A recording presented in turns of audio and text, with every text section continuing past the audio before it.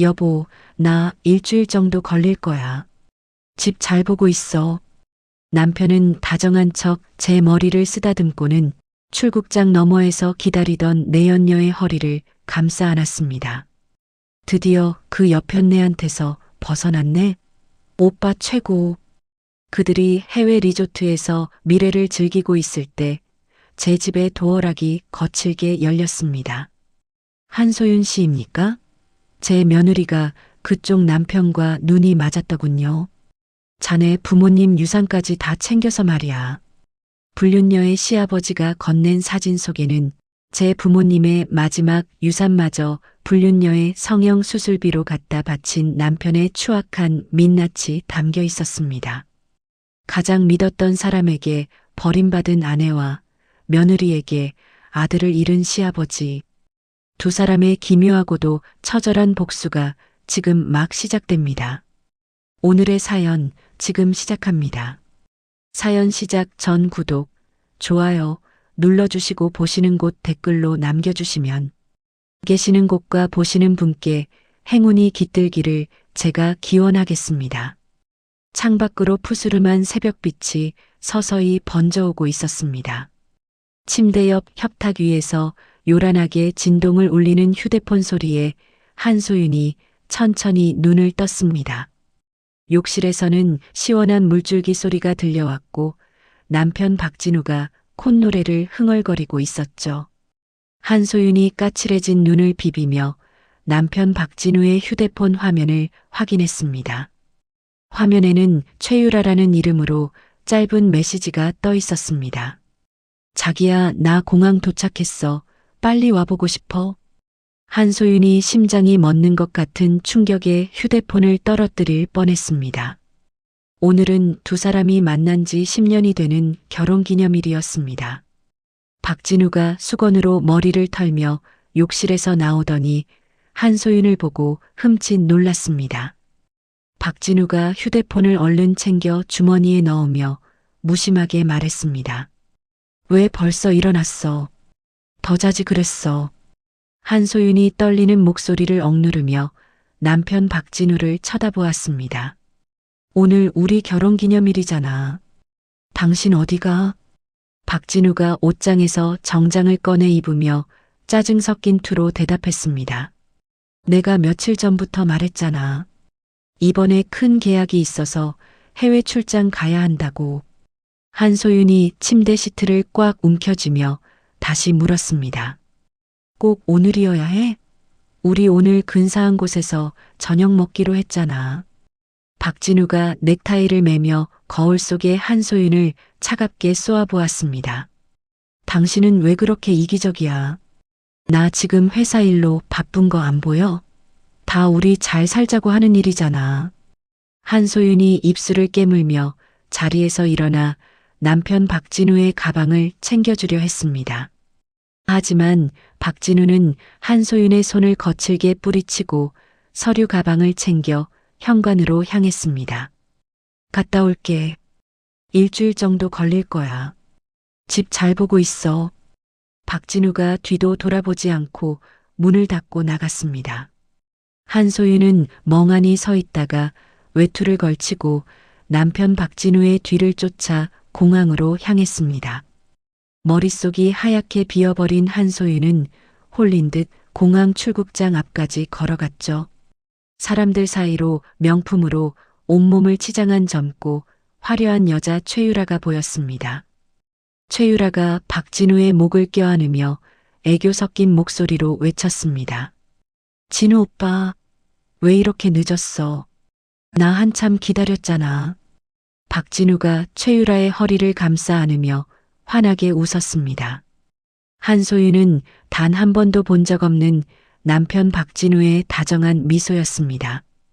박진우가 최유라의 이마에 입을 맞추며 부드럽게 말했습니다. 미안해 유라야. 집에서 떼어놓고 오느라 고생 좀 했어. 우리 이번 여행 가서 실컷 즐기자.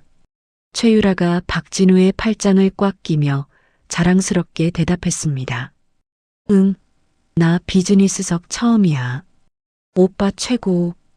두 사람은 서로의 눈을 맞추며 다정하게 출국장 안으로 사라졌습니다. 한소윤은 바닥에 주저앉아 짐승 같은 울음을 터뜨리고 말았습니다. 공항을 오가는 수많은 사람이 한소윤을 이상하게 쳐다보며 지나갔죠. 한소윤은 겨우 정신을 차리고 비틀거리는 걸음으로 집으로 돌아왔습니다. 하지만 도어락에 손을 댄 순간 한소윤은 다시 한번 절망했습니다. 아무리 비밀번호를 눌러도 띠링 소리만 날 뿐 문이 열리지 않았습니다. 한소윤이 당황해서 몇 번이고 번호를 다시 입력하며 소리쳤습니다. 이게 왜 이래? 박진우, 당신 번호까지 바꾼 거야? 한소윤이 현관문을 주먹으로 두드리며 오열했습니다. 결국 열쇠공을 불러 문을 강제로 연 한소윤은 거실 풍경을 보고 굳어버렸습니다. 고급스러운 정장을 입은 노신사 강 회장이 소파에 앉아 차를 마시고 있었습니다. 강 회장이 찻잔을 내려놓으며 차분한 눈빛으로 한소윤을 바라보았습니다. 자니가 한소윤인가? 생각보다 늦게 왔군. 한소윤이 가쁜 숨을 몰아쉬며 경계하는 눈초리로 물었습니다. 누구신데 남의 집에 함부로 들어와 계신 거죠? 당장 나가세요. 옆에 서 있던 정장 차림의 남자가 서류 한 장을 한소윤 앞에 내밀었습니다. 강 회장이 등받이에 몸을 기대며 무겁게 입을 열었습니다. 남의 집이라니. 이 집은 이미 내 명의로 넘어온 지 꽤 됐다네. 자네 남편 박진우가 내준 집이지. 한소윤이 서류를 가로채 확인하더니 손을 부르르 떨었습니다. 그게 무슨 말이에요? 이 집은 우리 부모님이 해주신 거예요. 강 회장이 혀를 차며 안쓰러운 표정으로 한소윤을 쳐다보았습니다. 박진우가 자네 인감도장을 위조해서 이미 담보로 돈을 빌렸더군. 그 돈이 어디로 갔는지 아나? 한소윤이 바닥에 주저앉으며 멍한 눈으로 강 회장을 올려다보았습니다. 강 회장이 사진 몇 장을 테이블 위에 흩뿌리며 단호하게 말했습니다. 내 며느리 최유라에게 갔지. 자네 남편이 지금 같이 여행 떠난 그 불려우 말이야. 한소윤이 사진 속 최유라와 박진우의 다정한 모습을 보며 입술을 깨물었습니다. 강 회장이 차가운 목소리로 한소윤에게 질문을 던졌습니다. 내 아들은 그 여자 때문에 죽었네. 자네는 남편과 내 며느리에게 복수하고 싶지 않은가? 한소윤이 눈물을 닦아내고 강 회장의 눈을 똑바로 응시했습니다. 어떻게 하면 되죠? 전 이제 잃을 게 없어요. 강 회장이 만족스러운 듯 엷은 미소를 지으며 일어섰습니다. 좋은 대답이군. 박진우가 자네 몰래 팔아치운 친정, 땅 서류도 여기 있네. 한소윤이 서류 봉투를 확인하며 가슴을 쥐어뜯었습니다. 돌아가신 부모님이 소윤에게 유산으로 남겨준 마지막 재산마저 박진우가 손을 댄 것이었죠. 강 회장이 비서에게 고개를 끄덕이자 비서가 한소윤에게 새로운 휴대폰을 건넸습니다. 박진우가 해외에서 쓰는 카드 내역을 여기로 다 연결해뒀네. 자니가 직접 끊어버리게. 한소윤이 휴대폰을 꽉 쥐며 서늘한 목소리로 대답했습니다. 가장 행복한 순간에 나락으로 떨어뜨려 줄 거예요. 강 회장이 현관으로 향하며 마지막으로 한소윤에게 말했습니다. 내일 아침 안가로 사람을 보낼 테니 짐을 챙겨두게. 이제 전쟁 시작이야. 강 회장이 나가고 난 뒤 텅 빈 거실에 한소윤만 홀로 남았습니다. 한소윤은 거실벽에 걸린 대형 웨딩 사진을 향해 화분 하나를 집어 던졌습니다. 박진우의 얼굴 위로 유리 파편이 튀며 사진이 찢겨나갔습니다. 한소윤이 바닥에 떨어진 남편 박진우의 넥타이를 발로 짓밟으며 을조렸습니다. 박진우, 지옥이 어떤 곳인지 내가 똑똑히 보여줄게. 창밖에는 어느덧 어둠이 내려앉아 방 안을 삼키고 있었습니다.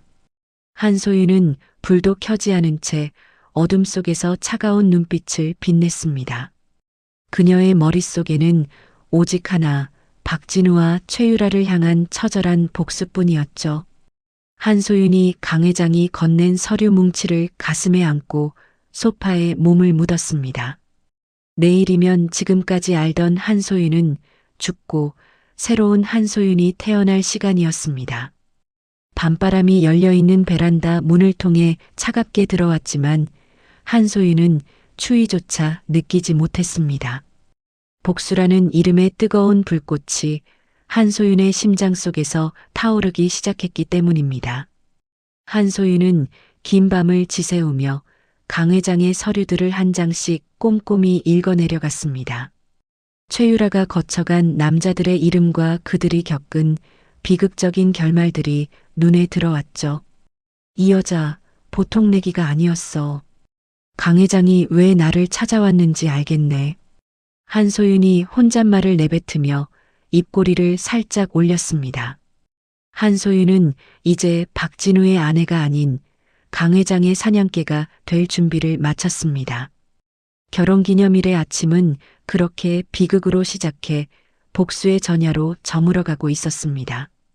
멀리서 들려오는 새벽 공항 철도의 소리가 한소윤의 귓가에 울렸습니다. 박진우와 최유라는 지금쯤 구름 위에서 달콤한 꿈을 꾸고 있겠죠. 하지만 그 꿈이 곧 악몽으로 바뀔 것이라는 사실을 그들은 전혀 모르고 있었습니다. 한소윤이 찢어진 웨딩 사진 속 자신의 얼굴을 어루만지며 잔인하게 미소 지었습니다. 잘 가, 박진우. 그리고 반가워, 최유라. 한소윤의 낮은 목소리가 적막한 집안을 차갑게 맴돌았습니다. 그녀는 다시는 돌아오지 않을 과거를 향해 마지막 작별 인사를 건넸습니다. 한소윤의 눈에서 마지막 눈물 한 방울이 떨어져 바닥을 적셨습니다.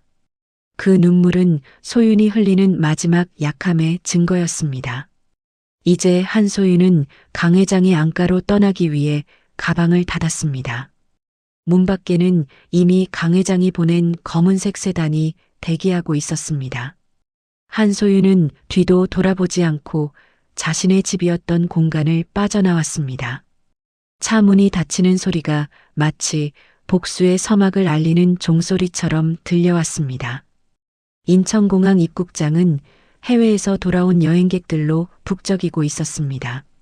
화려한 명품 쇼핑백을 양손에 가득 든 최유라가 박진우의 팔짱을 꽉 끼며 입국장을 걸어 나왔죠. 박진우는 세상을 다 가진 듯한 표정으로 거드름을 피우며 주차장으로 향했습니다. 하지만 검은 정장을 입은 덩치 큰 사내들이 두 사람의 앞길을 가로막았습니다. 박진우가 미간을 찌푸리며 사내들의 가슴 등을 밀치며 소리쳤습니다. 너희들 뭐야? 감히 누구 앞길을 막는 거야?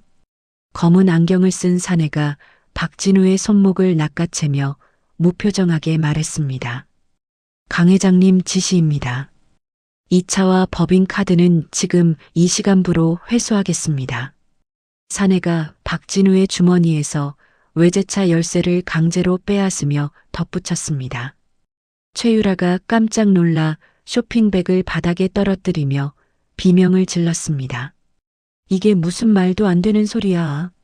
오빠, 빨리 어떻게 좀 해봐. 박진우가 당황해서 휴대폰을 꺼내 한소윤에게 전화를 걸며 소리쳤습니다. 이 여편니가 미쳤나? 야, 한소윤, 너 당장 전화 안 받아. 하지만 수화기 너머에서는 없는 번호라는 안내 멘트만 차갑게 흘러나왔습니다. 박진우와 최유라는 공항 바닥에 버려진 채 지나가는 사람들의 구경거리가 되고 말았죠. 그 시각 한소윤은 강 회장이 마련해준 안가에서 변호사들과 서류를 검토하고 있었습니다. 한소윤이 차가운 눈빛으로 박진우의 공금 횡령 자료를 넘기며 말했습니다. 이 사람 자기 이름으로 된 재산은 하나도 없네요. 전부 제 명의를 도용했어요. 강 회장이 찻잔을 내려놓으며 소윤을 기특하다는 듯 쳐다보았습니다. 걱정 말게. 그놈이 빼돌린 돈 최유라가 토해내게 만들면 되니까.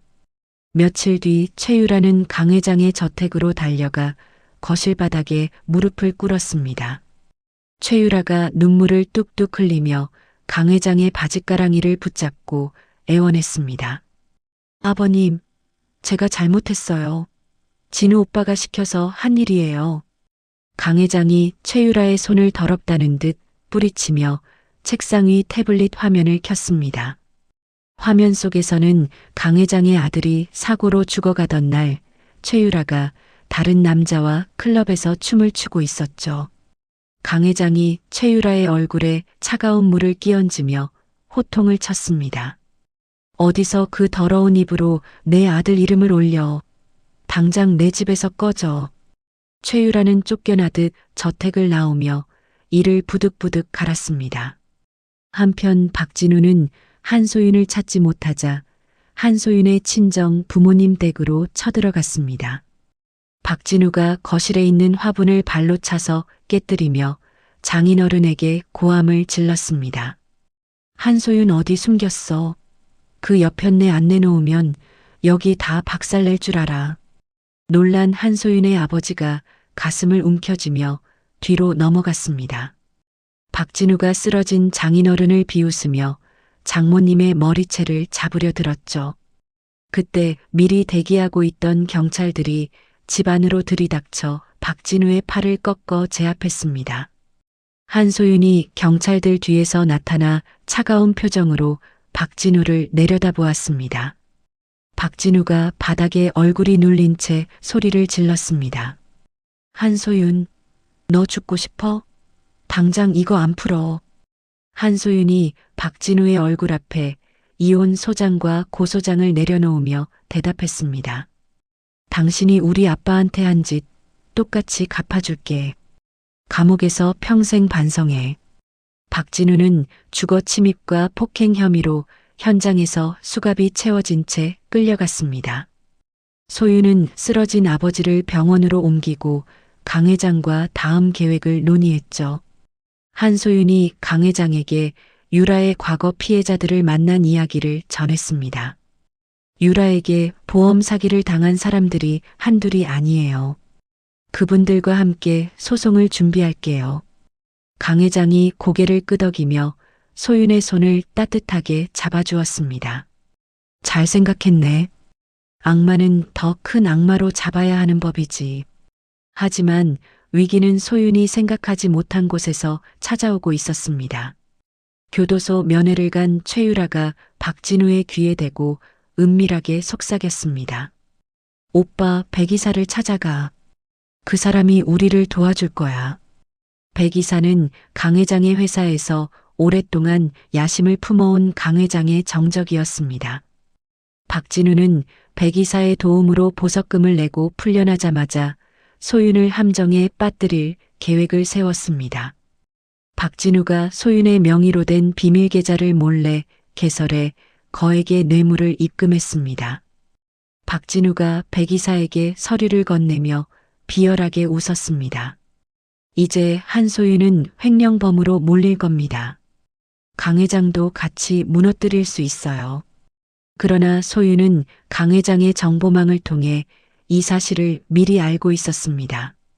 한소윤이 직접 금융감독원을 찾아가 계좌의 존재를 자진 신고하며 말했습니다. 누군가 제 명의를 도용해 불법 자금을 세탁하고 있습니다. 철저히 조사해 주세요. 박진우의 함정은 오히려 박진우의 목을 조르는 증거가 되어 돌아왔죠. 궁지에 몰린 최유라는 최후의 수단으로 소윤을 직접 처리하기로 마음먹었습니다. 최유라가 심부름센터 직원들에게 돈 뭉치를 건네며 서늘하게 명령했습니다. 한소윤이 가지고 있는 그 블랙박스 영상, 무슨 수를 써서라도 뺏어와. 그 영상에는 유라와 백 이사가 강 회장 아들의 죽음을 모의하는 장면이 담겨 있었죠. 소윤은 강 회장으로부터 충격적인 서류를 전달받고 온몸이 얼어붙었습니다. 강 회장이 떨리는 손으로 소윤에게 부검 재검토 서류를 내밀었습니다. 내 아들, 단순 사고가 아니었어. 유라 그 여자가 독을 먹인 정황이 나왔네. 한소윤이 서류를 꽉 움켜쥐며 입술을 파르르 떨었습니다. 이런 괴물 같은 여자랑 제 남편이 바람을 피운 거군요. 그때 소윤의 휴대폰으로 박진우의 메시지가 도착했습니다. 이혼 서류에 도장 찍어줄 테니까 마지막으로 얼굴이나 보자. 소윤은 이것이 함정임을 알았지만 모든 증거를 확정짓기 위해 약속 장소로 향했습니다. 외딴 곳에 위치한 낡은 카페 안으로 소윤이 조심스럽게 발을 들였습니다. 박진우가 구석자리에서 담배를 피우며 소윤을 노려보고 있었죠. 박진우가 담배 연기를 소윤의 얼굴에 뿜으며 비릿하게 웃었습니다.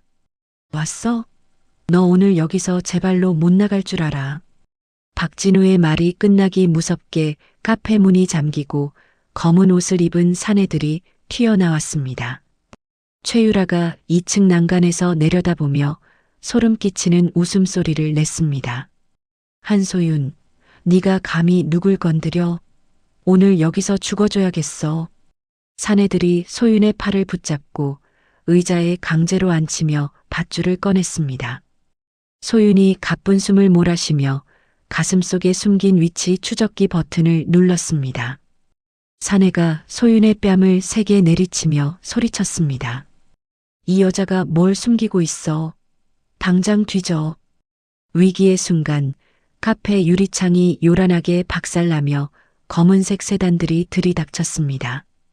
차에서 내린 건 강 회장의 경호원들과 처음 보는 위압적인 남자였습니다. 그 남자는 죽은 강 회장의 아들과 똑같은 얼굴을 하고 소윤 앞에 섰습니다. 최유라가 남자의 얼굴을 보고 비명을 지르며 바닥에 주저앉았습니다. 준호 씨? 준호 씨가 어떻게 살아있어? 남자가 소윤의 앞을 가로막으며 박진우의 얼굴을 강하게 가격했습니다. 박진우가 바닥을 뒹굴며 코피를 쏟아내고 사내들은 뒷걸음질 쳤습니다. 남자가 소윤을 일으켜 세우며 낮고 묵직한 목소리로 물었습니다.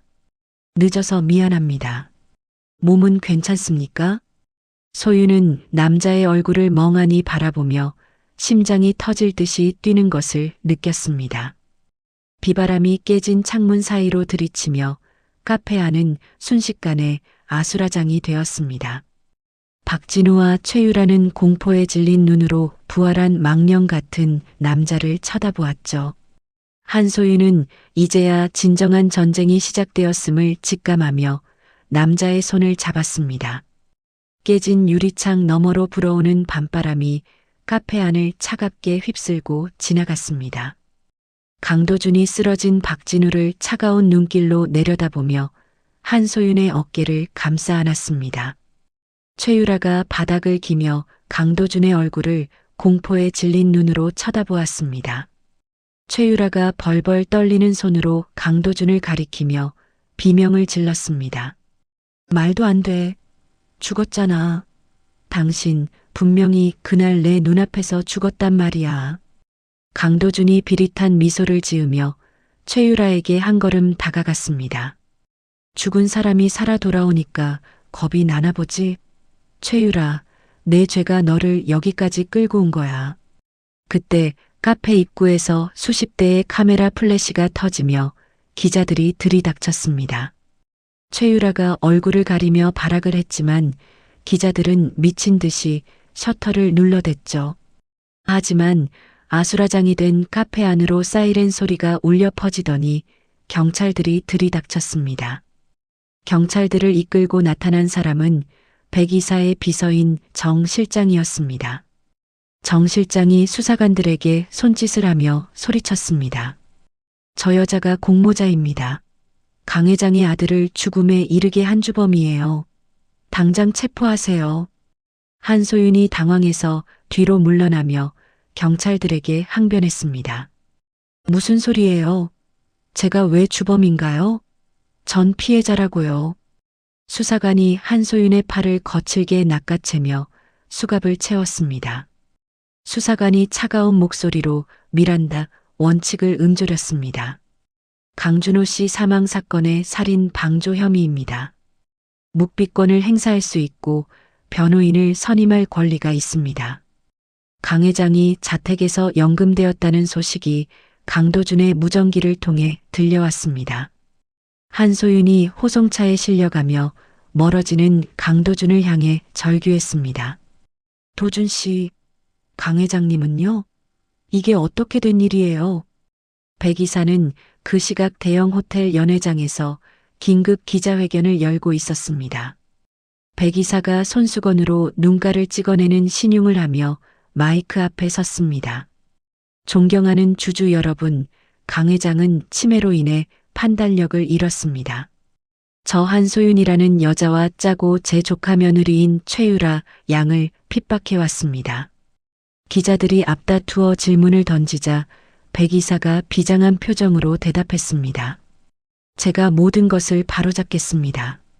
강 회장은 오늘부로 해임될 것이며 범죄자 한소윤은 법의 심판을 받을 것입니다. 유치장 안으로 들어온 한소윤은 차가운 시멘트 바닥에 주저앉아 멍하니 천장을 바라보았습니다. 백 이사가 보낸 변호사가 철창 너머에서 비열한 웃음을 지으며 서류를 내밀었습니다. 변호사가 서류 가방을 열며 낮게 속삭였습니다. 한소윤 씨, 강 회장이 숨겨둔 비자금 장부가 어디 있는지 말하세요. 그러면 무죄로 풀려나게 도와드리죠. 한소윤이 변호사의 얼굴에 침을 뱉으며 도끼 어린 눈으로 소리쳤습니다. 당신 같은 악마들하고 거래 안 해. 당장 내 눈앞에서 꺼져. 한편 박진우는 한소윤이 갇힌 틈을 타 인감도장을 위조해 처가 댁으로 향했습니다. 박진우가 대문에 경매 공고문을 붙이며 장모님에게 이죽거렸습니다. 어머니, 소윤이가 감옥 가면서 이 집 담보로 돈 빌려 쓴 거 아시죠? 이제 길거리로 나앉게 생기셨네요. 장모님이 가슴을 쥐어짜며 박진우의 바짓가랑이를 붙잡고 울부짖었습니다. 이 나쁜 놈아, 네가 어떻게 우리한테 이럴 수 있어? 소윤이가 널 어떻게 뒷바라지했는데. 박진우가 장모님의 손을 거칠게 뿌리치며 침을 뱉었습니다. 뒷바라지? 그 여편네 때문에 내 인생이 얼마나 꼬였는데 이제라도 보상받아야지. 최유라는 보석으로 풀려나 화려한 모피 코트를 입고 한소윤의 면회실을 찾았습니다. 최유라가 유리병 너머로 수감번호가 적힌 옷을 입은 한소윤을 비웃었습니다. 소윤아, 거기 보일러는 잘 나오니? 내 엄마는 지금 충격받아서 쓰러졌다던데 조만간 죽을지도 모르겠어. 한소윤이 유리벽을 주먹으로 치며 발악을 했습니다. 최유라, 내년 손에 죽여버릴 거야. 우리 엄마 건드리면 가만 안 둬. 최유라가 여유롭게 거울을 보며 입술 연고를 바르고 일어섰습니다. 죽이긴 누가 누굴 죽여. 너는 거기서 썩다가 죽을 텐데. 잘 있어, 불쌍한 소윤아. 한소윤은 면회실을 나가는 최유라의 뒷모습을 보며 이를 갈았습니다. 그날 밤 소윤은 결심한 듯 화장실 거울을 깨뜨려 조각을 손에 쥐었습니다.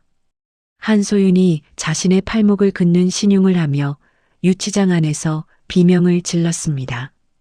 으악! 도와주세요. 사람이 죽어가요. 수호관들이 놀라 달려와 철창을 열었고 소윤은 피를 흘리며 쓰러졌습니다. 급히 병원 응급실로 실려간 소윤은 호송관이 잠시 한눈을 파는 사이를 노렸습니다. 강 회장이 미리 매수해둔 호송관이 화장실 문을 살짝 열어두며 눈짓을 보냈습니다. 소윤은 환자복 위에 미리 준비된 외투를 걸치고 병원 뒷문을 통해 탈출했습니다.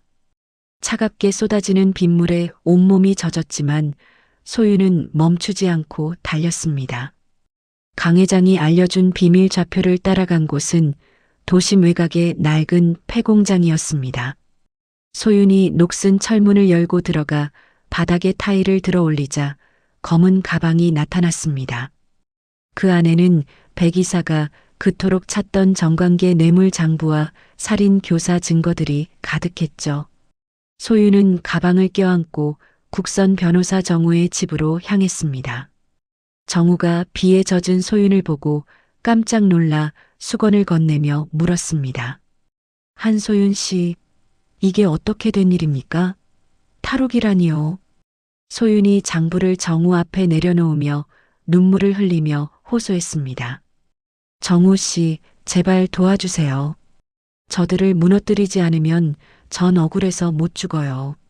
정우가 장부를 한 장씩 넘겨보더니 입술을 파르르 떨었습니다.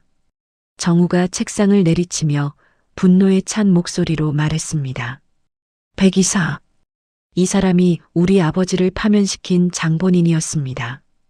제가 끝까지 같이 가겠습니다. 정우의 아버지는 과거 정의로운 판사였으나 백이사의 비리를 건드렸다가 누명을 쓰고 쫓겨났던 것이죠. 소윤이 정우의 손등 위로 자신의 손을 얹으며 결연하게 대답했습니다. 우리가 반드시 그들을 지옥으로 보냅시다. 제가 앞장설게요. 두 사람은 밤이 새도록 백이사의 비밀 금고 위치를 파악하고 잠입 계획을 세웠습니다. 밖에는 여전히 장대비가 쏟아지며 세상의 추악함을 씻어내고 있는 듯 했습니다. 한소윤은 이제 도망자가 아닌 사냥꾼이 되어 백이사의 심장을 겨누고 있었죠. 폭풍전야와 같은 적막함이 두 사람의 머리 위로 무겁게 내려앉았습니다. 소윤은 창밖의 어둠을 보며 감옥에 있을 진우와 유라의 얼굴을 떠올렸습니다. 그녀의 눈빛은 비에 젖은 칼날처럼 날카롭게 번뜩이고 있었습니다. 내일이면 모든 것이 뒤집히는 거대한 반격이 시작될 시간이었습니다. 정우가 안경을 고쳤으며 소윤에게 굳건한 신뢰를 보냈습니다. 준비되셨습니까? 이제 돌아갈 길은 없습니다. 소윤이 가방을 꽉 쥐며 짧고 강하게 대답했습니다. 죽기를 각오했어요. 갑시다.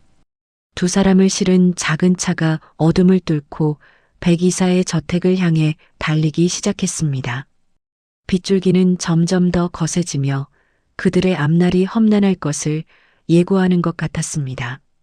하지만 한소윤의 심장은 그 어느 때보다 뜨겁게 복수를 향해 고동치고 있었습니다. 그녀의 손에 들린 장부는 단순한 종이 뭉치가 아닌 악마를 심판할 작두였습니다. 소윤은 차창 밖으로 스쳐 지나가는 풍경들을 보며 과거의 자신을 완전히 지워냈습니다. 이제 세상이 알던 나약한 한소윤은 더 이상 존재하지 않았습니다. 오직 배신당한 영혼의 외침만이 빗소리에 섞여 울려 퍼지고 있었습니다. 그들의 목적지인 백이사의 화려한 저택이 멀리서 보이기 시작했습니다. 한소윤이 입가에 서늘한 미소를 띠며 마지막 각오를 다졌습니다. 백이사, 박진우, 최유라. 너희들의 천국은 오늘로 끝이야. 차는 미끄러지듯 어둠 속으로 숨어들어 거대한 성벽 같은 대문 앞에 멈춰 섰습니다. 소윤은 이제 문을 열고 지옥의 입구로 당당히 걸어 들어갈 준비를 마쳤습니다. 정우가 소윤의 어깨에 손을 얹어주며 마지막으로 고개를 끄덕였습니다. 한소윤의 복수는 이제 시작이 아닌 완성으로 향하는 첫걸음을 떼고 있었습니다. 어두컴컴한 지하 카지노 안은 매캐한 담배 연기와 사람들의 탐욕스러운 함성으로 가득 차 있었습니다. 한소윤은 짙은 화장을 하고 화려한 가발을 쓴 채 도박꾼들 사이로 조심스럽게 스며들었죠. 가슴에 숨긴 초소형 카메라가 백이사의 비자금이 세탁되는 현장을 실시간으로 기록하고 있었습니다. 카지노 지배인이 칩을 쌓아 올리며 옆에 서 있는 덩치 큰 사내에게 말했습니다. 오늘 백이사님 쪽에서 들어온 물량이 상당하구먼. 평소보다 2배는 넘겠어. 사내가 장부를 넘기며 주변을 살피더니 대답했습니다. 최유라, 그 여자가 요즘 돈을 물쓰듯 하니까 백이사님도 자금 회전을 서두르시는 모양이지. 한소윤은 그들의 대화를 들으며 입술을 꽉 깨물고 화장실로 몸을 숨겼습니다. 그 시각 정우는 자신의 좁은 사무실에서 신문사 선배들에게 전화를 돌리며 서류를 팩스로 보내고 있었죠. 정우가 안경을 고쳤으며 수화기 너머의 선배에게 간곡하게 말했습니다. 선배님, 이건 단순한 루머가 아니에요. 제가 보낸 장부 리스트 보시면 대한민국이 뒤집어질 겁니다. 제발 기사로 터뜨려 주세요. 선배가 난처한 목소리로 대답하는 소리가 들려왔습니다. 정우가 책상을 주먹으로 쾅 내리치며 다시 외쳤습니다. 제 아버지 명예를 걸고 말씀드리는 겁니다. 백 이사가 어떻게 우리 가족을 짓밟았는지 선배님도 잘 아시잖아요. 한소윤이 카지노에서 빠져나와 정우의 사무실로 돌아왔을 때 정우는 낡은 사진 한 장을 보고 있었습니다. 한소윤이 정우 옆으로 다가가 사진 속 인물을 유심히 쳐다보았습니다. 정우가 사진을 가슴에 품으며 한소윤에게 나지막이 말했습니다. 우리 아버지가 판사 시절에 마지막으로 맡았던 사건이 한소윤 씨 부모님 사기 사건이었습니다. 그때 백 이사의 압력만 아니었어도 결과는 달랐을 겁니다. 한소윤이 정우의 손을 잡으며 떨리는 목소리로 물었습니다. 그럼 정우 시아버님이 우리 부모님을 도와주시려던 그 판사님이었나요? 정우가 고개를 끄덕이며 한소윤의 눈을 똑바로 바라보았습니다. 운명이라는 게 참 무섭습니다. 우리가 만난 건 우연이 아니라 아버님들이 이어준 필연일지도 모릅니다. 한소윤은 정우의 눈에서 솟구치는 정의감을 보며 다시 한번 복수의 의지를 불태웠습니다. 강 회장이 보내준 비밀 해킹팀이 한소윤의 노트북 화면에 유라의 비밀 계좌 로그 기록을 띄웠습니다. 한소윤이 화면을 가리키며 옆에 있는 정우에게 차갑게 말했습니다. 보세요.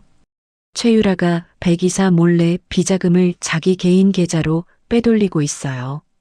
역시 배신은 배신을 낳는 법이죠. 정우가 기록을 인쇄하며 한소윤에게 질문을 던졌습니다.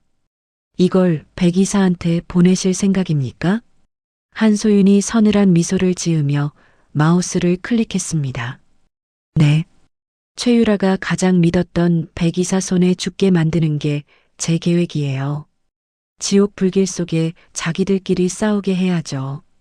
익명의 메일을 받은 백 이사는 자신의 집무실에서 책상을 뒤엎으며 광기를 드러냈습니다. 백 이사가 비서의 멱살을 잡고 침을 튀기며 고함을 질렀습니다. 당장 그 불려우 잡아와. 감히 내 돈에 손을 대? 최유라, 그년 오늘 내 손에 죽을 줄 알아. 잠시 후 백 이사의 지하실로 끌려온 최유라는 머리카락이 산발이 된 채 바닥을 기었습니다. 백 이사가 최유라의 뺨을 사정없이 후려치며 소리쳤습니다. 네가 사람이냐? 내가 어떻게 널 돌봐줬는데 내 뒤통수를 쳐. 최유라가 백 이사의 구두를 붙잡고 오열하며 애원했습니다. 이사님, 오해예요. 제가 한 게 아니라고요. 누군가 함정을 판 거예요. 백 이사가 최유라의 배를 발로 차며 다시 호통을 쳤습니다. 증거가 여기 있는데 어디서 거짓말이야. 내 입으로 불 때까지 여기서 못 나갈 줄 알아. 최유라가 지하실에 홀로 갇혀 공포에 떨고 있을 때 한소윤이 어둠 속에서 나타났습니다. 한소윤이 철창 너머로 피투성이가 된 최유라를 내려다보며 말했습니다. 꼬락서니가 아주 볼만하네. 최유라, 백 이사가 너 살려둘 것 같아? 최유라가 소윤을 보고 기겁하며 뒤로 물러나 외쳤습니다. 한소윤, 네가 여긴 어떻게 왔어? 네가 꾸민 짓이지. 한소윤이 열쇠꾸러미를 흔들며 최유라에게 서늘한 제안을 건넸습니다. 내 목숨 살려줄 사람은 이제 나밖에 없어. 강준호 씨 사고 백 이사가 시켰다는 증거 내놔. 그럼 넌 살려줄게. 최유라가 한참을 고민하다가 품 안에서 낡은 녹음기 하나를 꺼냈습니다. 최유라가 소윤에게 녹음기를 건네며 떨리는 목소리로 말했습니다. 백 이사가 브레이크 선 자르라고 명령한 녹취야. 이거 줄 테니까 제발 나 좀 여기서 꺼내줘. 한소윤은 녹음기를 챙기고 정우에게 연락해 경찰과 함께 백이사의 아지트를 급습했습니다. 정우가 검찰청 복도에서 기자들에게 증거물을 들어보이며 당당하게 외쳤습니다. 범죄자 한소윤 씨는 무죄입니다. 진범은 여기 장부에 적힌 백이사와 그 일당들입니다. 검찰 조사가 시작되자 한소윤은 제 발로 검사실에 들어가 모든 진실을 털어놓았습니다. 한소윤이 검사 앞에서 박진우와 최유라의 불륜 사실과 백이사의 살인 교사 증거를 조목조목 짚으며 말했습니다. 제가 도망친 건 증거를 지키기 위해서였습니다. 이제 모든 걸 법대로 처단해 주세요. 강 회장은 혐의를 벗고 풀려났고 강도준은 백이사의 지분을 모두 사들여 경영권을 장악했습니다. 한편 박진우는 모든 일이 틀어진 것을 알고 급히 여권을 챙겨 공항으로 달아났습니다. 박진우가 출국장 게이트 앞에서 초조하게 시계를 보며 중얼거렸습니다. 제발 비행기 시간만 맞으면 돼. 필리핀까지만 가면 살 수 있어. 그때 박진우의 앞을 한소윤과 정우가 경호원들을 대동하고 나타나 막아섰습니다. 한소윤이 박진우의 여권을 뺏어 갈기갈기 찢으며 차갑게 말했습니다. 당신 어디 가려고? 내가 그렇게 쉽게 보내줄 것 같았어? 박진우가 무릎을 꿇고 한소윤의 바짓가랑이를 붙잡으며 비굴하게 빌었습니다. 소윤아, 내가 잘못했어. 그 유라년한테 홀려서 그랬어. 제발 한 번만 살려줘. 한소윤이 박진우의 손을 더럽다는 듯 뿌리치며 이혼 서류를 머리 위에 던졌습니다. 사인해. 그리고 네가 저지른 죄값 감옥 가서 평생 갚아. 우리 아빠 집하고 땅 다 돌려놓고. 뒤따라온 경찰들이 박진우의 팔에 수갑을 채워 끌고 나갔습니다. 공항 대기실 한복판에서 백이사와 비서들도 수사관들에게 붙잡혀 연행되었습니다. 백이사가 한소윤을 노려보며 침을 뱉으려 했지만 정우가 앞을 막아섰습니다. 정우가 백이사의 눈을 똑바로 쳐다보며 단호하게 말했습니다. 당신이 짓밟은 우리 아버지의 정에 오늘 제가 되찾았습니다. 가서 죗값 달게 받으세요. 모든 상황이 정리되자 강 회장이 휠체어를 타고 나타나 한소윤의 어깨를 토닥였습니다. 강 회장이 눈시울을 붉히며 소윤에게 따뜻하게 말했습니다. 고생했네, 소윤아. 자네 덕분에 내 아들 한을 풀었어. 정말 고맙네.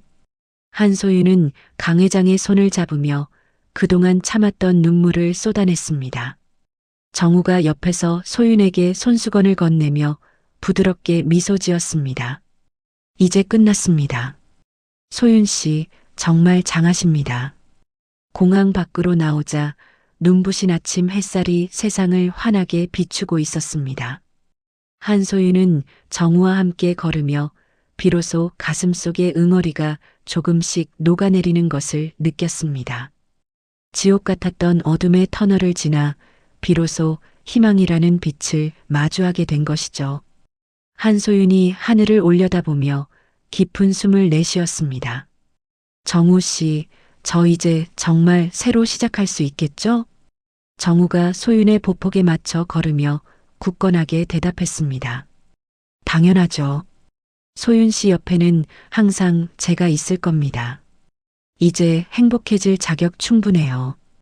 두 사람의 그림자가 길게 늘어지며 공항 주차장을 가로질러 나아갔습니다. 저 멀리서 들려오는 비행기의 이륙 소리가 마치 새로운 인생의 서막을 알리는 종소리 같았습니다. 한소윤은 이제 박진우의 그림자에서 벗어나 온전한 자신으로 서 있었습니다. 복수는 끝났지만 그녀의 삶은 이제부터가 진짜 시작이었습니다. 정우가 차 문을 열어주며 소윤을 향해 손을 내밀었습니다. 갑시다. 강 회장님이 맛있는 식사 준비하고 기다리신답니다. 한소윤이 정우의 손을 잡으며 환한 미소를 지어 보였습니다. 어제와는 다른 세상에서 가장 당당하고 아름다운 여자의 모습이었습니다. 비행기가 지나간 자리 뒤로 하얀 궤적이 길게 남으며 푸른 하늘을 가로질렀습니다. 소윤의 마음도 그 하늘처럼 맑고 투명하게 개어 있었습니다. 두 사람이 탄 차가 공항을 빠져나가 도심의 활기 속으로 사라졌습니다. 새로운 인연과 새로운 희망이 소윤의 앞날을 축복하듯 눈부시게 빛나고 있었습니다. 소윤은 창밖의 풍경을 보며 비로소 진심으로 자신에게 속삭였습니다. 소윤아, 정말 잘 견뎠어. 이제 울지 말고 웃자. 그녀의 낮은 읊조림이 차 안을 따뜻하게 채우며 희망의 메아리가 되었습니다. 강 회장의 회사 본사 대회의실 앞은 이른 아침부터 취재진과 주주들로 인산인해를 이루고 있었습니다. 백 이사가 의기양양한 걸음으로 단상에 올라 마이크를 잡으며 거드름을 피웠죠. 백 이사가 넥타이를 매만지며 주주들을 향해 여유롭게 말했습니다. 오늘 이 자리는 우리 회사의 새로운 도약을 선포하는 자리입니다. 강 회장은 건강 문제로 경영권을 포기했습니다. 이제 제가 그 짐을 짊어지겠습니다. 주주들이 웅성거리며 박수를 치려던 찰나 회의실 뒷문이 거칠게 열렸습니다. 한소윤이 검은색 정장을 차려입고 당당한 걸음으로 단상을 향해 걸어 들어왔습니다. 한소윤이 단상 위로 서류를 내던지며 백 이사를 똑바로 쳐다보았습니다. 잠깐 기다리시죠. 강 회장님의 공식 위임장을 가진 사람은 접니다.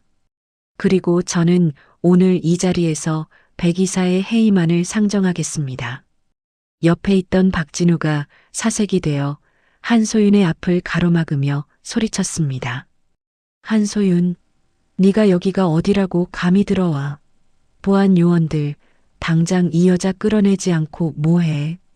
박진우가 한소윤의 팔을 잡으려 하자 뒤따라 들어오던 강도준이 박진우의 손목을 낚아채며 차갑게 말했습니다.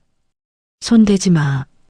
이제부터 이 회의의 주도권은 한소윤 씨에게 있다.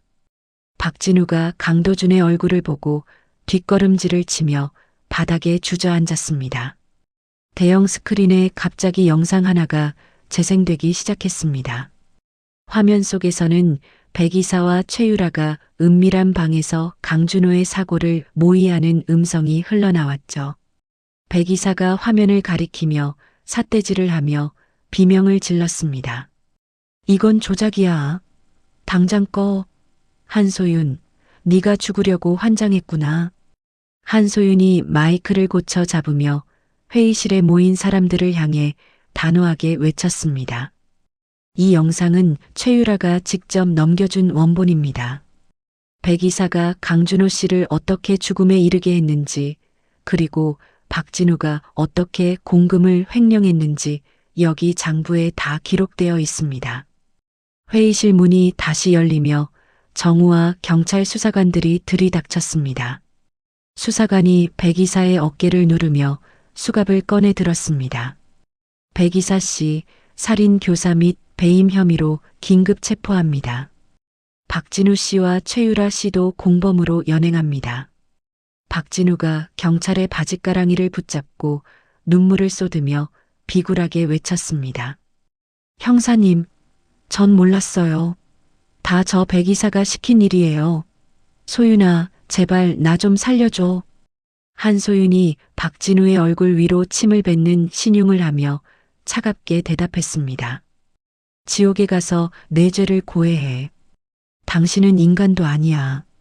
뒤편에 숨어있던 최유라도 수사관들에게 양팔을 붙잡힌 채 끌려 나왔습니다. 최유라가 한소윤을 노려보며 미친 듯이 웃음을 터뜨렸습니다. 한소윤, 네가 이긴 것 같지? 세상 사람들이 내 과거를 알면 너도 똑같이 무너지게 될 거야. 기자들이 최유라의 말을 놓칠세라 연신 플래시를 터뜨리며 질문을 던졌습니다. 한소윤이 카메라 렌즈를 똑바로 응시하며 당당하게 말했습니다. 제 과거는 아픔이었지만 제 미래는 정의가 될 것입니다. 전 더 이상 숨지 않습니다. 가해자들이 모두 연행되고 난 뒤 주주들은 한소윤에게 열렬한 박수를 보냈습니다. 한 달 뒤 한소윤은 박진우에게서 되찾은 재산과 강 회장의 지원금으로 한울림 재단을 설립했습니다. 재단 개회식 날 한소윤은 화사한 분홍색 원피스를 입고 내빈들을 맞이했죠. 정우가 꽃다발을 들고 다가와 한소윤의 손을 따뜻하게 잡으며 말했습니다. 소윤 씨, 정말 축하합니다. 이제 정말 날아오를 준비가 되셨네요. 한소윤이 정우의 어깨에 머리를 살짝 기대며 부드럽게 대답했습니다. 정우 씨 덕분이에요. 혼자였다면 여기까지 못 왔을 거예요. 강 회장이 휠체어를 타고 나타나 한소윤의 손등을 토닥이며 인자하게 웃었습니다. 강 회장이 비서가 내미는 지팡이를 짚고 일어서며 소윤에게 말했습니다. 이제 넌 내 딸이나 다름없다. 이 재단을 통해 세상의 억울한 여자들을 다 구해내거라. 한소윤이 강 회장을 안아주며 눈시울을 붉혔습니다. 네, 아버님. 아버님 이름에 먹칠하지 않도록 열심히 살게요. 소윤의 어머니도 휠체어에 앉아 딸의 자랑스러운 모습을 보며 환하게 웃었습니다. 소윤의 어머니가 딸의 손을 꽉 쥐며 떨리는 목소리로 말했습니다. 소윤아, 우리 딸 고생 많았다. 이제 우리 걱정 말고 내 행복만 생각하고 살아라. 한소윤이 어머니의 무릎 앞에 앉아 어머니의 손에 얼굴을 비비며 대답했습니다. 응, 엄마. 우리 이제 같이 여행도 다니고 맛있는 것도 많이 먹으러 가자. 내가 다 해줄게. 저녁이 되자 한소윤은 안가 소파에 앉아 박진우가 보낸 수십 통의 반성문을 훑어보았습니다. 박진우가 구구절절 적어 내려간 편지에는 용서해달라는 말만 가득했죠. 한소윤이 편지 뭉치를 파쇄기에 집어넣으며 서늘하게 을조렸습니다. 용서? 그런 건 내 사전에나 있는 단어야. 넌 죽을 때까지 거기서 썩어야 해. 파쇄기가 돌아가며 종이 조각들이 흩어지는 소리가 거실에 울려 퍼졌습니다.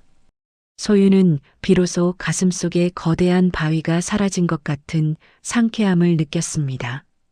정우가 커피 2잔을 들고 베란다로 나오며 소윤에게 말을 건넸습니다.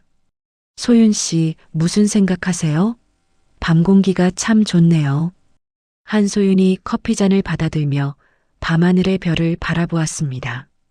그냥 제 이름으로 사는 게 이렇게 좋은 건지 이제야 알았다는 생각을 했어요. 정우가 소윤의 허리를 감싸 안으며 다정한 목소리로 속삭였습니다. 앞으로는 더 좋은 일만 있을 겁니다. 제가 약속할게요. 한소윤은 정우의 품 안에서 진정한 안식을 느끼며 눈을 감았습니다. 복수의 끝에는 허무함만 남을 줄 알았지만 소윤에게는 새로운 사랑과 희망이 찾아왔죠. 하지만 행복한 순간도 잠시 소윤의 가방 안에서 휴대폰이 날카로운 알림음을 울렸습니다. 한소윤이 미간을 찌푸리며 휴대폰 화면을 확인했습니다. 화면에는 발신자 제한 번호로 사진 한 장과 메시지가 도착해 있었습니다. 메시지에는 재단의 자금이 해외로 빠져나가고 있는 실시간 계좌 내역이 찍혀 있었죠.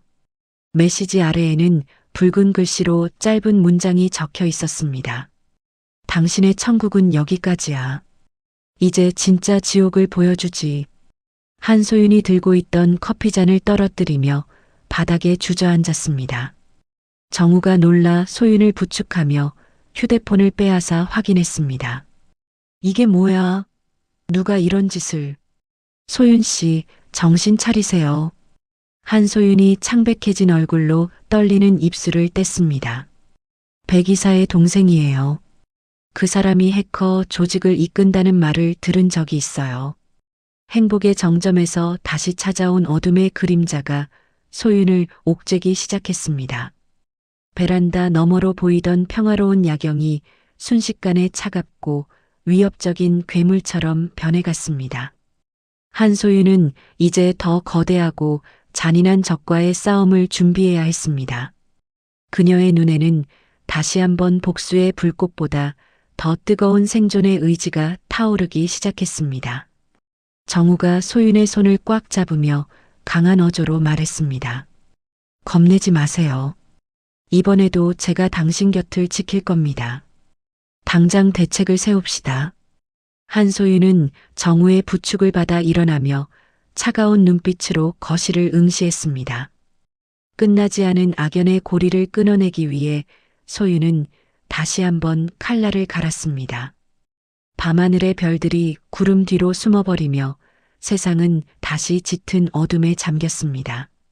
한소윤의 두 번째 전쟁은 그렇게 아무도 모르게 시작되고 있었습니다. 그녀의 삶은 평탄한 길을 허락하지 않았지만 소윤은 더 이상 예전의 나약한 여자가 아니었습니다.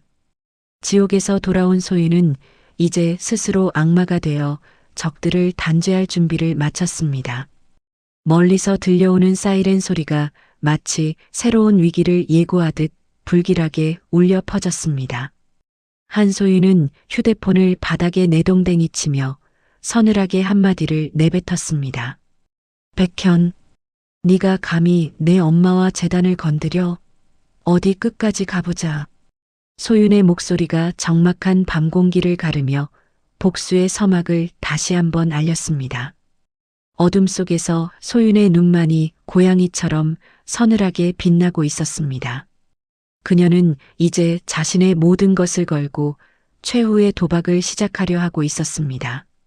방 안의 공기는 얼음처럼 차가워졌고 소윤의 심장은 다시 한번 격렬하게 고동쳤습니다.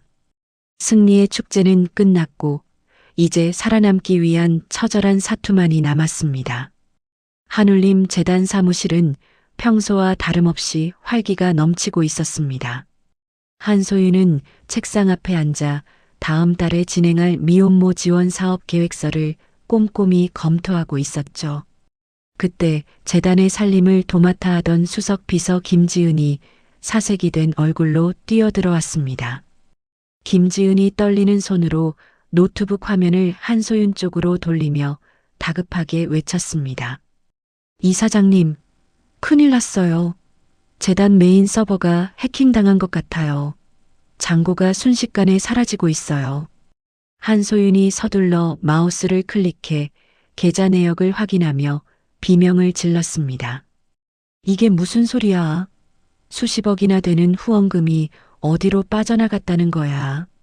화면에는 실시간으로 숫자가 줄어들며 영원을 향해 달려가고 있었습니다. 옆에 있던 정우가 다급하게 전화를 걸어 은행 측에 지급 정지를 요청하며 소리쳤습니다. 재단법인 계좌 전부 동결시켜 주세요. 지금 당장요. 하지만 수화기 너머에서는 이미 늦었다는 차가운 답변만 들려올 뿐이었죠. 사무실 대형 스크린이 갑자기 지지직거리더니 검은 복면을 쓴 남자의 영상이 나타났습니다. 백현이 변조된 기괴한 목소리로 웃으며 화면 너머의 한소윤을 비웃었습니다. 한소윤, 내 형을 감옥에 보낸 대가는 네가 상상하는 것보다 훨씬 비쌀 거야. 이제부터 네가 가진 모든 것을 하나씩 뺏어주지. 한소윤이 스크린을 향해 주먹을 꽉 쥐며 분노를 쏟아냈습니다. 백현, 너 지금 무슨 짓을 하는 거야? 당장 멈추지 못해. 백현이 비웃음 섞인 어조로 마지막 경고를 남기고 영상을 끊어버렸습니다. 멈추는 건 내가 아니라 내 심장일 거야. 지옥에 갈 준비나 해. 그 순간 한소윤의 휴대폰으로 수십 통의 기사 알림이 쏟아지기 시작했습니다. 한울림 재단 이사장 한소윤, 후원금 횡령 의혹이라는 자극적인 제목들이 화면을 도배했죠. 인터넷에는 한소윤이 과거에 돈을 노리고 박진우와 결혼했다는 조작된 글들이 퍼져나갔습니다. 한소윤의 어머니가 재단 사무실 소파에 앉아 텔레비전 뉴스를 보다 가슴을 쥐어짜며 쓰러졌습니다. 한소윤이 놀라 어머니에게 달려가 어머니의 어깨를 흔들며 절규했습니다. 엄마, 정신 차려. 엄마, 나 좀 봐. 정우가 급히 119에 신고를 하고 한소윤을 도와 어머니를 부축하며 말했습니다. 소윤 씨, 일단 병원부터 가야 해요. 제가 구급차 불렀으니까 기운 내세요. 응급실로 이송된 한소윤의 어머니는 정밀 검사 끝에 뇌종양이 재발했다는 청천벽력 같은 판정을 받았습니다. 의사가 차트를 넘기며 어두운 표정으로 한소윤에게 설명했습니다. 최근 극심한 스트레스로 인해 잠잠하던 암세포가 뇌신경 쪽으로 급격히 퍼졌습니다. 당장 수술하지 않으면 생명이 위험합니다. 한소윤이 의사의 가운 소매를 붙잡고 눈물로 애원했습니다. 선생님, 제발 저희 엄마 좀 살려주세요. 수술비는 얼마든지 드릴게요. 하지만 원무과 직원이 다가와 한소윤에게 차가운 서류 한 장을 내밀었습니다. 직원이 난처한 표정으로 고개를 저으며 말했습니다. 한소윤 씨, 지금 모든 계좌가 수사기관에 의해 동결되었습니다. 카드 결제도 안 되고 현금 인출도 불가능한 상태라 수술 진행이 어렵습니다. 한소윤이 병원 복도 바닥에 주저앉아 머리를 감싸쥐고 오열했습니다. 세상이 통째로 자신을 거부하고 벼랑 끝으로 밀어내는 것 같은 공포가 엄습했죠. 병원 로비에는 이미 유튜버들과 기자들이 몰려와 한소윤을 향해 카메라를 들이대고 있었습니다. 한 남자가 한소윤의 얼굴에 계란을 던지며 험악한 욕설을 내뱉었습니다. 불쌍한 척하지 마. 남의 돈으로 호의호식하더니 이제 벌 받는 거야.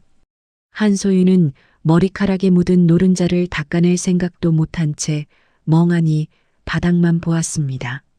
정우가 자신의 외투를 벗어 한소윤의 어깨를 감싸며 기자들을 밀쳐냈습니다.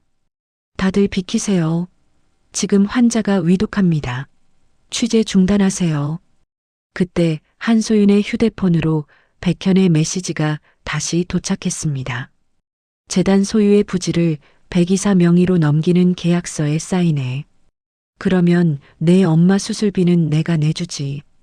한소윤이 휴대폰 화면을 노려보며 이를 부득부득 갈았습니다.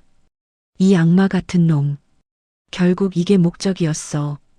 정우가 한소윤의 손을 꽉 잡으며 낮은 목소리로 당부했습니다. 소윤 씨, 저놈의 제안에 넘어가면 안 돼요. 그럼 정말 돌이킬 수 없게 됩니다. 한소윤이 정우의 손을 뿌리치며 어머니의 병실 창문을 바라보았습니다. 그럼 우리 엄마는 어떻게? 저러다 엄마 잘못되면 난 평생 어떻게 살아? 한소윤은 재단 건물로 돌아가 배신자 김지은의 자리를 뒤지기 시작했습니다. 김지은의 책상 서랍 깊숙한 곳에서 백현과 주고받은 은밀한 편지와 입금 내역이 발견되었죠. 김지은은 이미 해외로 도주할 준비를 마친 채 자취를 감춘 상태였습니다. 한소윤이 김지은의 사진을 찢어 발기며 서늘한 눈빛으로 의조렸습니다. 내가 널 그렇게 믿었는데 너희들 다 내 손으로 찢어 죽일 거야. 밤이 깊어지자 병실 안에는 기계적인 심장 박동 소리만 공허하게 울려 퍼졌습니다. 한소윤은 어머니의 창백한 손을 잡고 밤새도록 소리 없이 눈물을 흘렸습니다.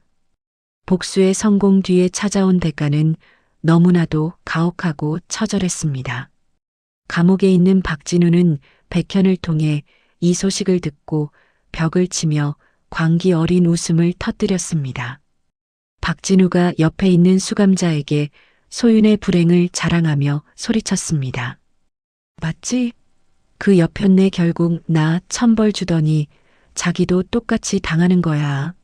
꼴 좋다. 유라도 징벌방 안에서 소윤의 몰락을 기원하며 벽에 손톱으로 소윤의 이름을 긁어댔습니다. 세상 모든 악의가 한소윤이라는 한 여자를 향해 쏟아지는 지옥 같은 밤이었죠. 정우는 복도 의자에 앉아 변호사 협회로부터 온 자격 정지 예고 통지서를 보며 한숨을 내쉬었습니다. 하지만 정우는 결코 포기하지 않겠다는 듯 주먹을 불끈 쥐고 자리에서 일어났습니다. 한소윤이 병실 문을 열고 나와 정우를 보며 결연한 표정으로 말했습니다. 정우 씨, 저 결심했어요. 백현이 오라는 곳으로 갈 거예요. 정우가 놀라 한소윤의 어깨를 붙잡으며 강하게 만류했습니다. 안 돼요. 그건 자살행위나 다름없어요. 제발 제 말 좀 들으세요. 한소윤이 정우의 손을 차갑게 떼어내며 가방을 고쳐맸습니다. 엄마를 살릴 수 있다면 난 괴물이라도 될 거야. 더 이상 나 말리지 마. 한소윤은 정우를 뒤로하고 어두운 병원 복도를 지나 주차장으로 향했습니다. 비바람이 몰아치는 밖으로 나오자 차가운 빗줄기가 소윤의 뺨을 사정없이 때렸습니다. 하지만 소윤은 추위보다 더 차가운 복수심으로 온몸을 무장하고 있었습니다. 그녀는 이제 백현이 지정한 폐쇄된 부두의 창고를 향해 차를 몰았습니다. 어둠 속에서 소윤의 차 전조등만이 외롭게 길을 밝히며 나아갔습니다. 길가에 서 있는 나무들이 거센 바람에 휘청이며 마치 소윤의 앞날을 비웃는 듯 했습니다. 한소윤은 운전대를 꽉 쥐고 백현의 목소리를 머릿속에서 지워버리려 애썼습니다. 백현, 오늘이 내 제삿날인 줄 알아. 소윤의 낮은 목소리가 빗소리에 섞여 차 안을 무겁게 맴돌았습니다. 그녀는 조수석에 놓인 가방 속에 날카로운 메스와 강회장이 준 비밀 무기를 챙겼습니다. 목숨을 건 최후의 도박이 시작되는 순간이었습니다. 부두에 도착하자 낡은 크레인들이 괴물처럼 서서 소윤을 기다리고 있었습니다. 소윤은 차에서 내려 빗속을 뚫고 녹슨 철문 앞으로 걸어갔습니다. 철문이 끼익 소리를 내며 열리자 어둠 속에서 누군가의 박수 소리가 들려왔습니다. 한소윤은 망설임 없이 어둠 속으로 자신의 발걸음을 내디뎠습니다. 이제 돌아갈 수 없는 강을 건넌 소윤의 눈에는 오직 살기만이 가득했습니다. 지옥의 입구에서 소윤은 다시 한번 스스로 악마가 되기를 선택했습니다. 비는 멈출 줄 모르고 쏟아지며 소윤의 흔적을 지워버리고 있었습니다. 과거의 영광도 현재의 아픔도 모두 빗물에 씻겨 내려가는 듯한 착각이 들었죠. 소윤은 심장의 고동 소리를 느끼며 허리춤에 숨긴 칼자루를 다시 한번 확인했습니다. 최후의 전쟁은 그렇게 아무도 없는 적막한 부두에서 막을 올리고 있었습니다. 비바람이 몰아치는 부두의 낡은 창고 안은 생선 비린내와 기름 냄새로 가득했습니다. 한소윤은 온몸이 빗물에 젖은 채 창고 중앙으로 걸어 들어갔죠. 어둠 속에서 의자에 거만하게 앉아 노트북을 두드리던 백현이 고개를 들었습니다. 백현이 지저분한 소매로 얼굴에 빗물을 닦으며 낄낄거렸습니다. 생각보다 빨리 왔네. 엄마 목숨이 아깝긴 한 모양이지? 한소윤이 가방을 바닥에 내려놓으며 떨리는 목소리로 말했습니다. 우리 엄마 건드리지 않겠다고 약속해. 돈이든 땅이든 다 줄 테니까. 백현이 노트북 옆에 놓인 서류 뭉치를 툭 치며 대답했습니다. 여기에 사인부터 해. 재단 소유 부동산이랑 해외 계좌 권리 포기 각서야. 그러면 내 엄마 병원비는 내가 기부해주지. 한소윤이 비틀거리는 걸음으로 테이블 앞으로 다가갔습니다. 한소윤이 펜을 쥔 손을 바르르 떨며 백현을 애처롭게 바라보았습니다. 정말이지? 사인만 하면 우리 엄마 수술받게 해주는 거지? 백현이 담배를 입에 물고 연기를 한소윤의 얼굴에 뿜으며 비웃었습니다. 내가 형처럼 멍청한 줄 알아? 난 약속은 지켜. 얼른 사인이나 해. 한소윤은 가방에서 서류를 꺼내는 척하며 강 회장이 준 비밀 USB를 노트북 단자에 몰래 꽂았습니다. 한소윤이 서류에 이름을 한 글자씩 적어 내려가며 시간을 끌었습니다. 그런데 백 이사님은 감옥에서 잘 계시니? 동생이 이렇게 밖에서 고생하는 건 아시나 몰라. 백현이 미간을 찌푸리며 노트북 화면을 확인하려다 멈칫했습니다. 갑자기 웬 헛소리야. 야, 너 이거 뭐야? 화면이 왜 이래? 노트북 화면에는 붉은색 경고창이 뜨며 백현이 장악했던 재단 서버의 제어권이 실시간으로 탈환되고 있었죠. 한소윤이 펜을 집어 던지고 서늘한 미소를 지으며 백현을 노려보았습니다. 지금쯤 정우 씨랑 경찰이 내 아지트를 다 털고 있을 거야. 네가 빼돌린 자금 세탁 경로 지금 다 역추적당하고 있어. 백현이 자리에서 일어나 한소윤의 멱살을 잡으며 고함을 질렀습니다. 인연이 감히 날 속여. 너 오늘 여기서 살아서 못 나갈 줄 알아. 백현이 주머니에서 칼을 꺼내 한소윤을 찌르려던 순간 창고 문이 박살나며 사이렌 소리가 울려 퍼졌습니다.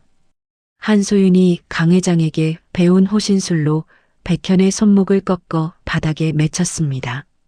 백현이 바닥을 구르며 비명을 지르자 경찰 수사관들이 들이닥쳐 그를 제압했습니다.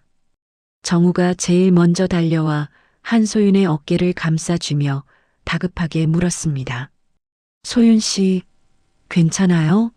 다친 데는 없습니까? 한소윤이 정우의 코트 자락을 붙잡고 숨을 헐떡이며 대답했습니다. 전 괜찮아요. 우리 엄마는요? 엄마 수술은 어떻게 됐어요? 정우가 한소윤의 이마에 묻은 빗물을 닦아주며 안심시키듯 말했습니다. 강 회장님이 수배한 해외 전문의들이 벌써 병원에 도착했습니다. 지금 바로 병원으로 가야 해요. 한소윤은 경찰차에 실려가는 백현을 차가운 눈으로 바라보았습니다. 백현이 수갑찬 손을 흔들며 끝까지 악을 썼습니다. 한소윤, 이거 안 놔. 내가 너 가만 안 둘 거야. 한소윤이 백현의 얼굴 앞에 다가가 낮고 강한 어조로 일갈했습니다. 가만 안 두면 어쩔 건데? 넌 이제 평생 감옥에서 내 형이랑 같이 썩게 될 거야. 그게 네가 저지른 죗값이야. 한소윤은 정우의 차에 올라타 병원으로 향했습니다. 병원 복도에는 강 회장이 초조하게 수술실 앞을 지키고 있었죠. 강 회장이 달려오는 한소윤을 보고 지팡이를 짚으며 자리에서 일어났습니다. 소윤아, 고생 많았다. 이제 다 괜찮을 거다. 최고의 의사들이 들어갔으니까 믿어보자. 한소윤이 강 회장의 품에 안겨 참았던 눈물을 터뜨렸습니다. 아버님, 저 정말 무서웠어요. 우리 엄마 잘못되면 어떡하나 하고요. 몇 시간의 긴 기다림 끝에 수술실의 빨간 등이 꺼지고 의사가 밖으로 나왔습니다. 의사가 마스크를 벗으며 한소윤에게 밝은 표정으로 말했습니다. 수술은 아주 성공적입니다. 종양을 깨끗하게 제거했고 환자분 기력도 생각보다 좋으셔서 곧 의식을 찾으실 겁니다. 한소윤이 바닥에 주저앉아 기도의 손을 모으며 오열했습니다. 정우가 한소윤 옆에 앉아 그녀를 따뜻하게 안아주며 위로했습니다. 이제 정말 다 끝났습니다. 소윤 씨. 고생하셨어요. 정말 장하십니다. 재단의 자금도 백현의 비밀 계좌에서 전액 회수되어 정상화되었습니다. 배신자 김지은은 해외로 도피하려다 공항에서 체포되어 한소윤 앞에 무릎을 꿇었습니다. 김지은이 눈물을 흘리며 한소윤의 다리를 붙잡고 애원했습니다. 이사장님, 제가 눈이 멀어서 그랬어요. 제발 한 번만 용서해 주세요. 한소윤이 김지은의 손을 차갑게 뿌리치며 수사관들에게 고개를 끄덕였습니다. 용서는 내가 하는 게 아니라 법이 하는 거야. 네가 훔치려 한 건 돈이 아니라 사람들의 믿음이었어. 절대 용서 못해. 한편 감옥에 있던 박진우는 백현의 체포 소식을 듣고 절망하며 식음을 전폐했습니다. 박진우가 밥그릇을 벽에 던지며 교도관에게 소리쳤습니다. 이거 치워. 안 먹어. 한소윤 그 여자가 다 꾸민 일이야. 난 억울하다고. 박진우는 극심한 스트레스를 이기지 못하고 자해를 시도했지만 교도관들에게 저지당해 독방에 갇히는 신세가 되었습니다. 며칠 뒤 소윤의 어머니가 드디어 눈을 떴습니다. 어머니가 소윤의 손을 어루만지며 아주 작은 목소리로 속삭였습니다. 소윤아, 내 딸. 고생 많았다. 이제 다 잊고 행복하게 살아라. 한소윤이 어머니의 손등에 입을 맞추며 환하게 웃어 보였습니다. 응, 엄마. 이제 우리한테 좋은 일만 있을 거야. 나랑 같이 맛있는 거 먹으러 가자. 한소윤은 재단 입구에서 자신에게 계란을 던졌던 사람들을 다시 만났습니다. 그들이 고개를 숙이며 사과하자 한소윤은 뜻밖의 제안을 했습니다. 사과는 됐습니다. 대신 우리 재단에서 운영하는 쉼터에서 한 달간 봉사활동을 하세요. 그러면 용서해 드릴게요. 사람들은 감동하며 한소윤의 너그러운 처사에 고마움을 표했습니다. 정우가 그 모습을 흐뭇하게 바라보며 소윤에게 다가왔습니다. 소윤 씨는 정말 마음이 넓으시네요. 제가 그런 면에 반한 것 같습니다. 한소윤이 쑥스러운 듯 정우의 팔을 살짝 치며 대답했습니다. 미워하는 것도 에너지가 필요하더라고요. 이제 그 에너지를 사랑하는 데 쓰고 싶어요. 창밖으로 눈부신 햇살이 쏟아지며 병원 정원의 꽃들이 활짝 피어 있었습니다. 한소윤의 가슴 속에 응어리졌던 검은 그림자가 비로소 완전히 사라지는 순간이었죠.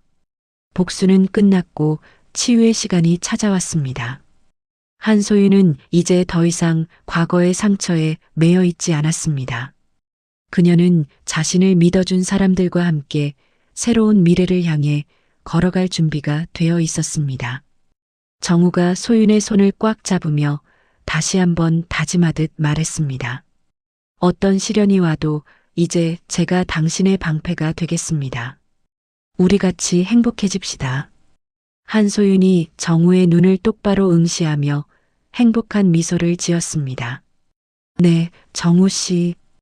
우리 절대 헤어지지 말아요. 병원 로비에는 평화로운 클래식 음악이 흐르며 두 사람의 앞날을 축복하는 듯 했습니다. 지옥 같은 시간을 견뎌낸 한 여자의 위대한 승리가 완성되고 있었습니다. 한소윤은 이제 배신의 아이콘이 아닌 희망의 상징으로 다시 태어났습니다. 푸른 바다가 한눈에 내려다 보이는 제주의 아담한 마당에 따스한 햇살이 가득 내려앉았습니다. 한소윤이 툇마루에 앉아 귤을 까며 옆에 앉은 어머니의 무릎을 톡톡 두드렸습니다. 엄마, 여기 공기 참 좋죠?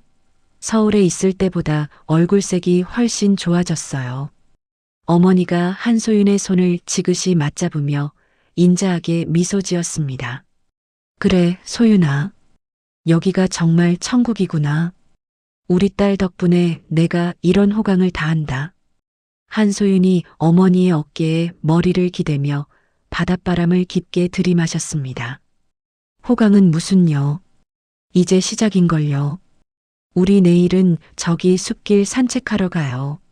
지옥 같았던 시간으로부터 2년이라는 세월이 흘러 세상은 평화로운 빛으로 가득했습니다. 같은 시각 차가운 콘크리트 벽으로 둘러싸인 교도소 면회실에서는 고함이 터져 나왔습니다. 박진우가 유리벽을 주먹으로 치며 면회를 온 변호사에게 악을 썼습니다. 한소윤 그년 지금 어디 있어? 나 20년이라니 이게 말이 돼. 당장 항소해. 변호사가 한심하다는 듯 서류를 챙기며 차갑게 대꾸했습니다. 박진우 씨, 이미 대법원 판결까지 끝났습니다. 최유라 씨는 25년 확정됐고요. 이제 포기하세요. 박진우가 바닥에 주저앉아 머리를 쥐어뜯으며 짐승처럼 울부짖었습니다. 내 인생 돌려내. 한소윤, 너 가만 안 둬. 내가 여기서 나가기만 하면. 하지만 박진우를 기다리는 건 차가운 독방과 평생을 따라다닐 배신자의 낙인뿐이었죠. 최유라 역시 여자 교도소 독방 안에서 거울도 없는 벽을 보며 미친 듯이 웃고 있었습니다. 최유라가 손톱으로 벽면을 긁으며 웅얼거렸습니다. 내가 주인공이야. 내가 강 회장 며느리고 백 이사가 날 도와줄 거야. 한소윤은 곧 죽을 거야. 교도관이 철창 너머로 최유라를 지켜보며 혀를 찼습니다. 최유라, 또 헛소리 시작이네. 약이나 먹고 잠이나 자. 최유라는 이미 정신이 망가져 자신이 저지른 죄값조차 인지하지 못하는 폐인이 되어 있었습니다. 한때 화려했던 미모는 간데없고 초점 없는 눈동자만 허공을 맴돌 뿐이었죠. 한소윤은 서울에 잠시 들렀다가 길가에서 폐지를 줍는 노파를 보고 걸음을 멈췄습니다. 박진우의 어머니, 그러니까 소윤의 옛 시어머니가 남루한 차림으로 수레를 끌고 있었죠. 시어머니가 한소윤을 알아보고 수레를 내팽개치며 달려와 바짓가랑이를 붙잡았습니다. 소윤아, 내가 잘못했다. 우리 진우 좀 살려줘. 너 재단 돈 많다며 우리 아들 좀 꺼내줘. 한소윤이 시어머니의 손을 차갑게 떼어내며 한 걸음 뒤로 물러났습니다. 어머니, 진우 씨가 지은 죄는 제가 어떻게 할 수 있는 게 아니에요. 이제 저 찾지 마세요. 시어머니가 길바닥에 주저앉아 대성통곡을 했지만 한소윤은 뒤도 돌아보지 않고 차에 올랐습니다. 기사님, 출발해 주세요.